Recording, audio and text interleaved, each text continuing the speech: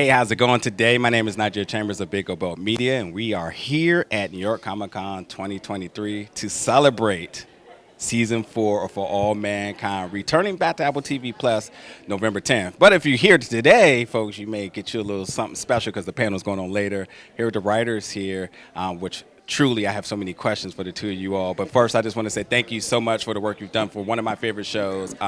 As the show continues to get bigger, better, and keep expanding, there's just so much about that life, but also at the same time, there's just so much of the wonder of me being in the show. And I think that connectability with the audience is a testament to you two's work. So thank you so much.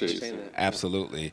As a little bit of a history buff here, and I won't give my employment away, but as a little bit of a history buff, I find the rewriting history so fascinating because it's so responsible, and with so much we wish we could change about history, and so much about our history that's just completely ugly, disgusting, and we just wish we had taking the liberties to be where we're at in terms of the show.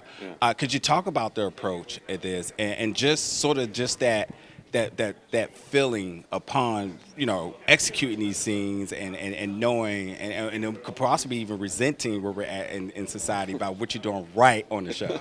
Right. I mean, you said it great. Like, I think for us, that was one of the most exciting things about the concept of the show is the ability to adapt history.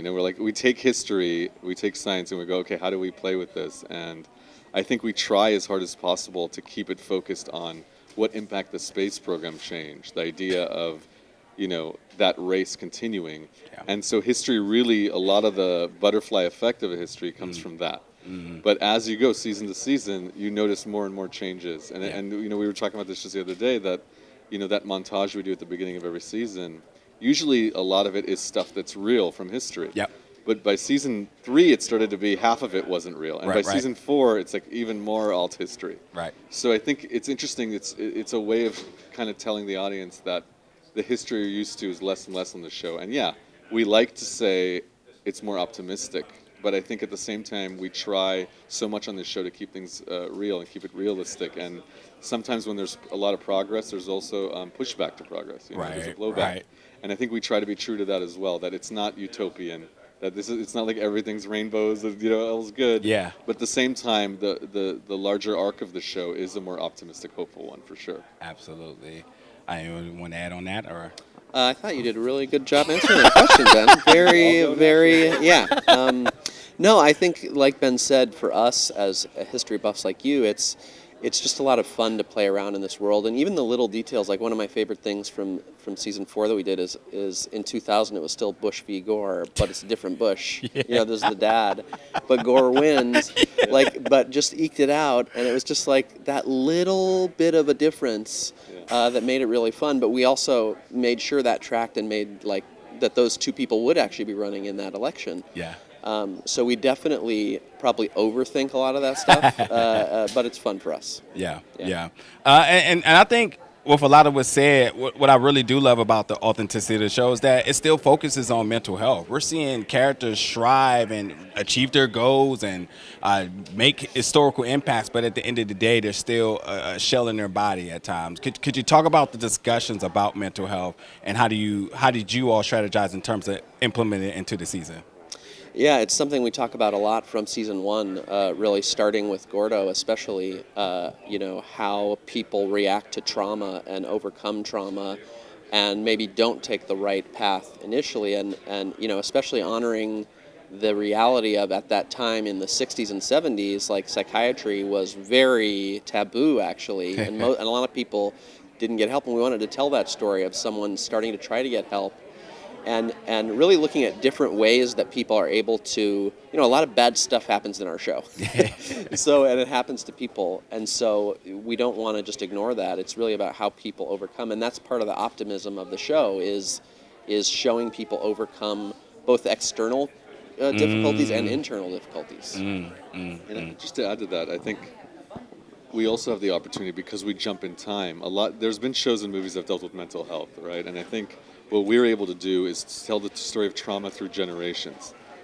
That is very unique responsibility we take really seriously. The idea early on of, Shane's death in season 1 isn't something that just happens and you see the reaction right there. It's like, how does that kind of trauma impact characters for decades? Yeah. Not only the parents, but the future sibling. And I think that's something that we early on understood is a huge responsibility, but something really excited us.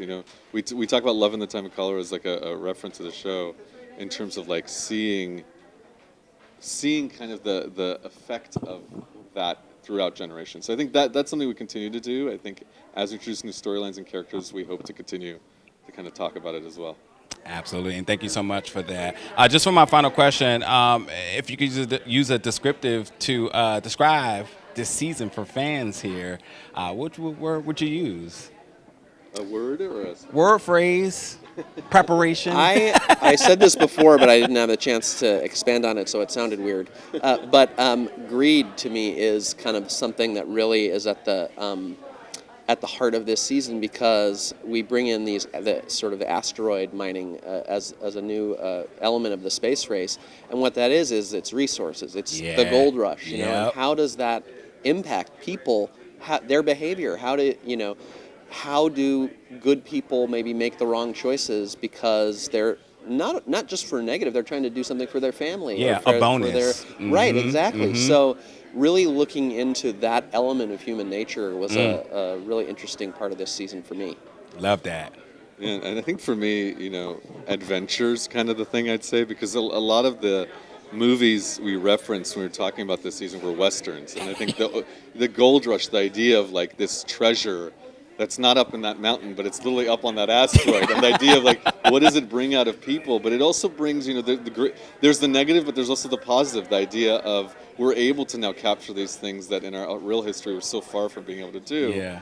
And I don't know, that sense of adventure has always been a calling card of this show, and one we hope to keep embracing. That's awesome. Yeah, embracing for many more seasons. But until then, folks have to wait till November to check out season 4. And for the two of you, thank you so much for your time. And I hope you have an amazing rest of New York Comic Con. Appreciate it. Absolutely.